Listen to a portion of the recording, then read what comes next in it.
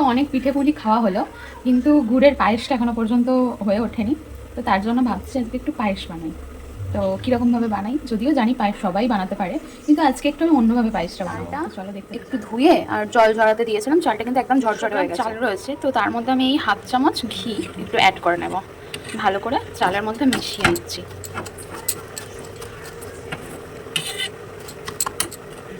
চাপা দিয়ে এক সাইডে রেখে দেবো। কড়াই বসিয়ে এর মধ্যে একটু সামান্য ঘি দিয়ে দেবো।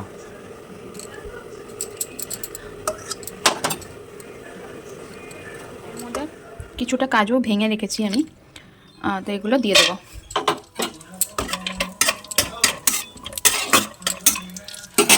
একদম লো ফ্লেমে এটা আমি হালকা ভেজে নেব। কাজুটা তুলে রেখেছি, এবার দিয়ে দেবো কিশমিশ এক মুঠোর মতো। আমি এই ঘিয়ের মধ্যে চালটা দিয়ে দিয়েছি, জাস্ট এটা হালকা নাড়াচাড়া করে নেব, বেশি ভাজার দরকার নেই। আর আমি আর একটা জিনিস করে রেখেছি, সেটা হচ্ছে দুধ আগে থেকে জাল দিয়ে রেখেছি। তো 1 লিটার মতো দুধ জাল দিয়ে রেখেছি, বাকিটা দেবো গুঁড়ো দুধ। পায়েসের মধ্যে ফুল ফ্যাট দুধ হলে ভালো হয়, তো আমাদের এমনি গরুর দুধ, খাঁটি গরুর দুধ আছে, আর তার সাথে একটু আমল দুধ দেবো, আরও বেশি টেস্ট হবে। বেশি ভাজার দরকার নেই, চালটা জাস্ট একটু চেঞ্জ হবে কালারটা, বোঝাতে পারছি কি জানি না।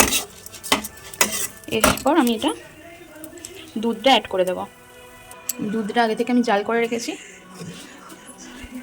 এটা এর মধ্যে দিয়ে দেবো।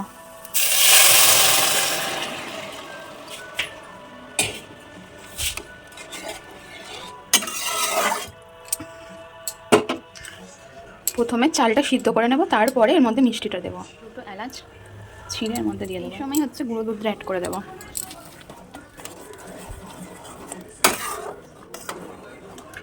কিছুটা লিকুইড দুধ আর কিছুটা আমুল স্প্রে দুধ দিয়ে যদি পায়েস করা হয়, ভীষণ টেস্ট হয় কিন্তু পায়েসটা, আর থিকনেসটা বেশ ভালো আসে। আমি তো এখানে ফুল ফ্যাট দুধ ইউজ করেছি, যারা ফুল ফ্যাট ইউজ করতে চান না তারা হচ্ছে লো ফ্যাট দুধ ইউজ করে তার মধ্যে 2 চামচ যদি আমুল স্প্রে দিয়ে দেন, তাতেও কিন্তু খুব ভালো টেস্ট আসবে। তবে এটা মাঝে মধ্যেই নাড়তে হবে, নাড়লে কিন্তু নিচে লেগে যাবে। সিদ্ধ হয়েছে, এখনও পুরোপুরি সিদ্ধ হওয়া বাকি রয়েছে। এই সময়ই কিন্তু আমি কাজু কিশমিশটা অ্যাড করে দেবো। অনেকে লাস্টে দেয়, বাট আমার ভালো লাগে যে চালের সাথে কাজু কিশমিশটা যখন মিশে যায়, এটা আরও ভালো লাগে খেতে। আর এই রান্নার রেসিপিটা কিন্তু আমার মায়ের, আমি ছোটোবেলা থেকে দেখেছি মাকে এইভাবে রান্না করতে, তো আমার ভালো লাগতো। পায়েস অন্যরকম একটু।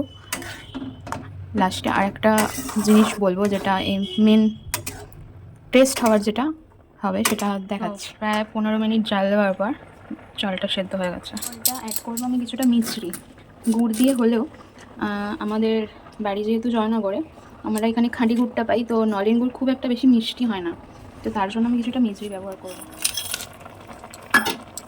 চিনির বদলে মিছরি দিয়ে যদি পায়েসটা করা হয়, এর টেস্ট কিন্তু অন্যরকম করে হয়। দিচ্ছি।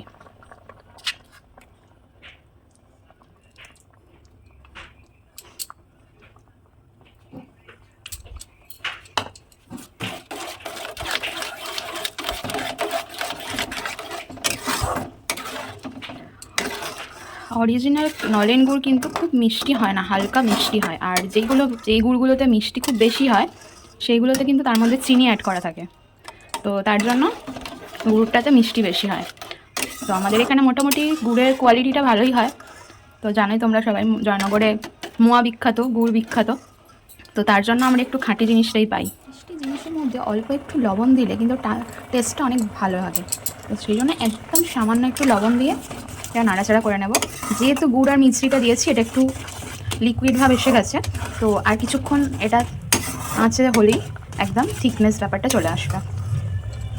তো তোমরা কোথা থেকে আমার এই ভিডিওটা দেখছো অবশ্যই কিন্তু কমেন্ট করে জানিও।